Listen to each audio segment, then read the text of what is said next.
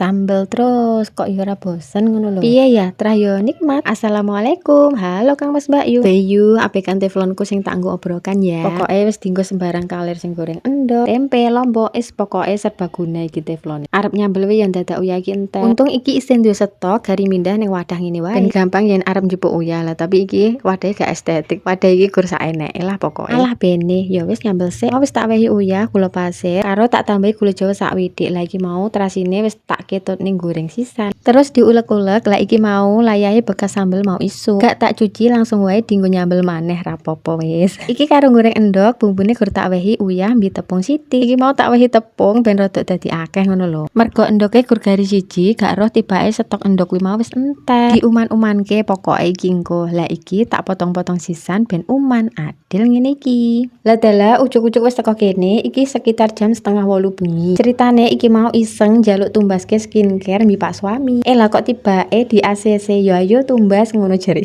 Tapi ora taune skincarean teko kene malah mumet milih sing endi. Lah akhirnya tumbas sabun cuci muka, pelembab, mi sunscreen ben ra gosong-gosong nemen ngono lho. Lah iki arepe nyebrang, anakku geger ndelok bis tayu iki lho. Melipir jajan dhisik iki Pak Suami luwe, iki tumbas sego goreng. Mergo aku gak pati luwe, dadi iki mbungkus sego goreng siji wae. Lah yen aku lagi kepengen jajan cemilan koyo ngene iki tumbas martabak manis karo tumbas minuman, iki tumbas es teh jumbo. Sing anak-anak tumbase es coklat. Ngene iki lho wis seneng banget, wis syukur alhamdulillah. Lah iki martabak manis iki mau milih sing rasa coklat karo kacang. Ternyata martabak manis ki yo enak. Urung tau njajal biasanya tumbase martabak telur. Liyane padha sibuk mak jajanan, lah iki anak lanang malah sibuk unboxing hasil ngutusan hari ini. Wis pokoke dibukake kabeh karo arek iki. Bocah kok senengane unboxing. Kapan hari kae malah stok sabun mandi isih 6 biji yo dibukake kabeh. Gek wadah iki wis dirusaki ngono kuwi, akhirnya tak wadahi toples wae. Jan cah iki neko-neko wae pokoke. Lupute gak kabur-kabur, mesti lak nang omah. Anteng pun enek wae proyek sing dicandak. Meneng-meneng gunting spray, meneng-meneng banyu sak galon mau entek nggo keceh jan eram tenan bocah iki. Lah iki isu-isu disambut kumbahan sak bak penuh. Ya wis gasken ngombahi dhisik. Masak pikir keri, lagian dino iki gak semangat masak. Mbuh nyapo ameng-amengen arepe masak pokoke. Ono gak sih sing kaya aku, kadang sregep masak, kadang ameng-amengen arepe masak. Wis embulah pokoke dino iki fokus ngurusi gombal. Sadurunge tak wehi sabun, mau wis tak giling gawe banyu tok. Terus banyu dibuang, diisi banyu maneh, iki lagi diwehi sabun. Yen caraku ngono sih, piye yen carane sampean-sampean. Kadang ki beda orang, beda cara. Sing penting judule padha, umbah-umbah. Lah iki aku nganggo sabun deterjen sing cair. Prosoku yen nganggo sing cair ngene iki wis rasa ndadak anggo pewangi wis wangi. Iku lak menurutku, lak menurut sampean-sampean yo embo. Lah iki mau tak wehi 3 saset iki kaya iki kurang. Akhirnya tak tambahi maneh dadi 6 saset iki mau oleh ndekeki. Wis diputer iki tak sambi nyapu-nyapu nang ngarepan dhisik. Umbah-umbahe kae mau wis rampung. Niatku iki mau arep tumbas maem to. Lah mamakku ki takok, "Masak opo, Nduk?" "Gak masak, Mak, iki mau arep tumbas." Lah dalah malah diteri lauk karo mama. Iki mau ono oseng kangkung, diwehi gule sapi barang, diwehi sego, diwehi gorengan wis komplit pokoke. Masya Allah, ngene iki nikmat sing luar biasa. Lah berhubung durasi videoku ya wis arep entek, aku tak pamit dhisik. Wassalamualaikum, sampai jumpa.